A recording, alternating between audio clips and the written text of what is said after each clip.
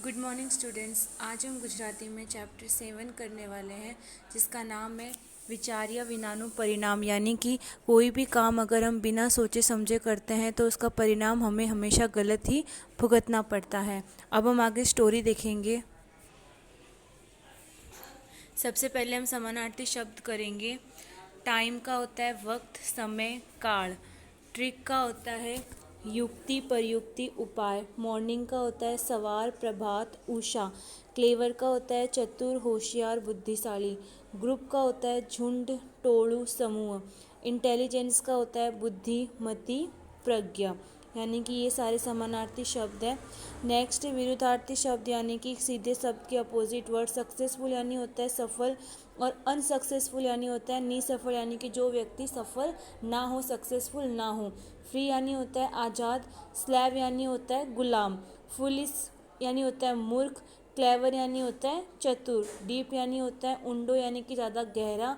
और सैलो यानी होता है कि थोड़ा कम गहरा। मॉर्निंग यानी होती है सुबह, इवनिंग यानी होती है शाम। अंडर यानी होता है नीचे, अवर यानी होता है ऊपर। क्लाइंब यानी होती है चढ़ना, और स्टेप डाउन यानी होता है उतरना। आउट यानी होता है बाहर, इन यानी होता है अंदर। डेलिकेट यानी होता है कोमल, और हार्श यानी होता है कठोर। अब हम यहाँ पे इस चैप्टर को रीड करते हैं। एक वक्त શિયાળ જંગલમાં ફરતું ફરતું एक कुआं જઈ પડ્યું। यानी कि एक दिन શિયાળ जंगल में घूम रहा था, और घूमते घूमते वो कहाँ गिर गया, कुएं में जाके गिर गया। કૂવો ખૂબ ઊંડો ન હતો, પણ એવું પણ ન હતું કે તે કૂવામાંથી સરળતાથી એકલું निकली सके। यानी कि जो कुआं था वो बहुत ज़्यादा गहरा नहीं था, लेकिन इतना कम गहरा भी नहीं था कि वो सियाल उसमें से निकल कर, यानी कि उसमें से आसानी से बाहर वो निकल जाए। नेक्स्ट है तेने खूब प्रयत्नों કર્યા। उसने बहुत कोशिश की, પણ તે સફળ ના થયું, लेकिन वो सक्सेसफुल नहीं हुआ। સવારથી સાંજ થઈ ગઈ, सुबह से लेकर शाम हो गई। બહાર નીકળવાની કોશિશમાં તે घायल પણ થઈ गई, यानी कि बाहर निकलने की कोशिश में वो क्या हुआ, घायल भी हो गया, लेकिन वो कुएं में से बाहर नहीं निकल पाया। बीजी तरफ भूखती પણ તે व्याकुल થયો હતું, और दूसरी तरफ उसे क्या थी, उसे बहुत ज़्यादा भूख लगी थी, और इसकी वजह से वो बहुत ही ज़्यादा व्याकुल हो गया था। થાકીને તે કૂવાની થાકીને તે કૂવાની દિવાલને થાકીને તે કૂવાની દિવાલને અડેલની બેસી ગયું। यानी कि थक के क्या हुआ, वो कुएं के, यानी कि जो दीवार थी वहाँ पे वो यानी कि उसको कुएं की दीवार के पास वो जाके बैठ गया। अने सवारे थवानी राह जोवा लागी, और सुबह होने की वो राह देखने लगा। શિયાળ બહુ જ ચતુર હતું। શિયાળ बहुत ही ज़्यादा होशियार था।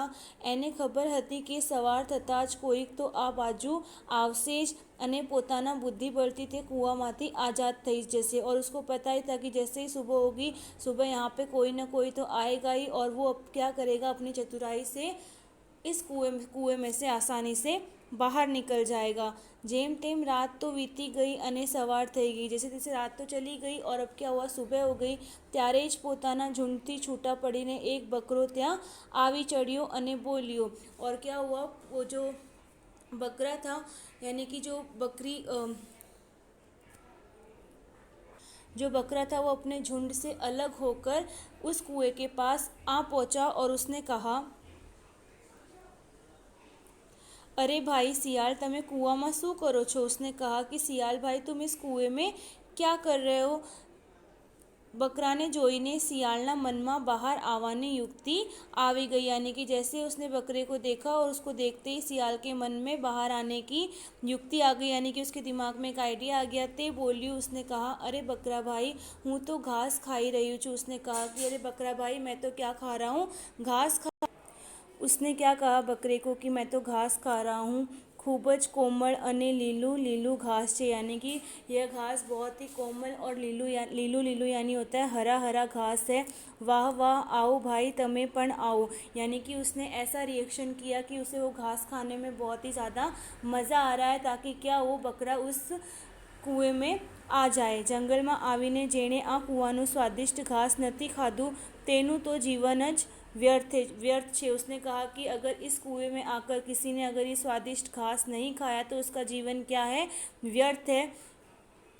હમણાં જ અહીંથી गएला एक महात्माના मुखेથી પણ आज बात में सांभળી હતી, यानी कि अभी यहाँ से कोई महात्मा गए हैं, कोई साधु बाबा गए हैं, उनके मुँह से भी मैंने यही बात सुनी थी। कोमल લીલા અને સ્વાદિષ્ટ ઘાસની વાત સાંભળીને બકરો લાલચમાં આવી કૂવામાં कूदी गयो, यानी कि जैसे ही उसने सियाल के मुँह से ये सारी बातें सुनी कि घास तो कितना अच्छा है, कि हरा हरा घास है और खाने में भी उसे बहुत मज़ा आ रहा था, ये देखकर बकरे से रहा नहीं गया और वो उसने क्या किया, वो कुएं में जाकर कूद गया।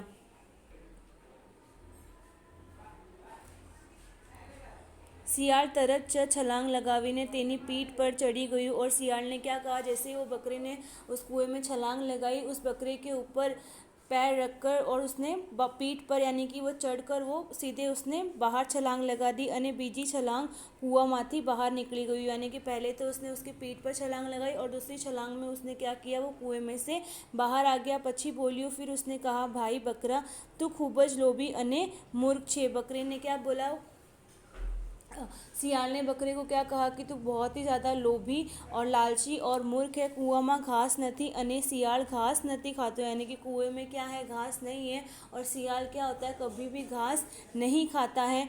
हूँ तो अमस्तो ज बेदरकारी थी कुआं में पड़ी गयो हतो, यानी कि मैं तो ऐसे ही जंगल में घूम रहा था, जिसकी वजह से क्या हुआ, मैं अचानक से कुएं में गिर गया था अने बहार निकली न होतु सकातु एटले नरम कोमल घासनी लालच आपी तमने नीचे बोलाव्या हता, यानी कि मैं तो ऐसे ही कुएं में गिर गया था, लेकिन कुएं में गिरने के बाद वो कुएं में से बाहर नहीं निकल पाया था, इसलिए उसने क्या कहा, उसने बकरे के सामने ऐसा नाटक किया कि वो जो घास है वो बहुत ही ज़्यादा नरम कोमल है और वो हरा हरा घास है, जेती हूँ कुआंमांथी बहार आवी सकूँ। उसने ऐसा क्यों किया, ताकि वो उस कुएं में से बाहर आ सके। कुआं में कूदता पहला ते ए पण ना जोયું कि कुआं में घास छे कि नहीं, यानी कि वो लालच में इतना ज़्यादा अंधा हो गया था बकरा कि उसने कुएं में कूदने से पहले ये भी नहीं देखा कि वो जो घास है वो घास सच में कुएं में है भी या नहीं।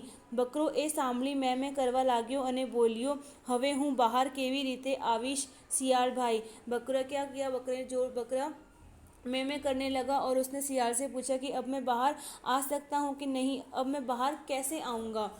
राह जोता रहो, सियाल ने क्या कहा कि तुम राह देखते रहो, कोई तमारा जेवू ज बीजू कोई मूर्ख आवे तो तेने नीचे बोलावीने एवी रीते निकलजो जेम हूँ निकल्યું છું। उसने कहा कि अगर तुम्हारे जैसा ही अगर कोई मूर्ख आए तो उसको बुलाकर वैसे ही निकलना जैसे कि मैं निकला हूँ। कहीने सियाल ત્યાંથી नासी छूट्यो, ऐसा कहकर सियाल वहाँ से भाग गया। लोभी बकरो पोतानी बेवकूफ़ी पर माथू कूटवा लगी और लालची बकरा क्या करने लगा, अपनी खुद की बेवकूफ़ी के ऊपर वो यानी कि पछताने लगा। इस कहानी से हमें क्या सीख मिलती है कि हमें कभी भी हद से ज़्यादा लालच नहीं करना चाहिए और बिना सोचे समझे हमें कोई भी कार्य नहीं करना चाहिए। नेक्स्ट वीडियो में हम इस चैप्टर की एक्सरसाइज देखेंगे।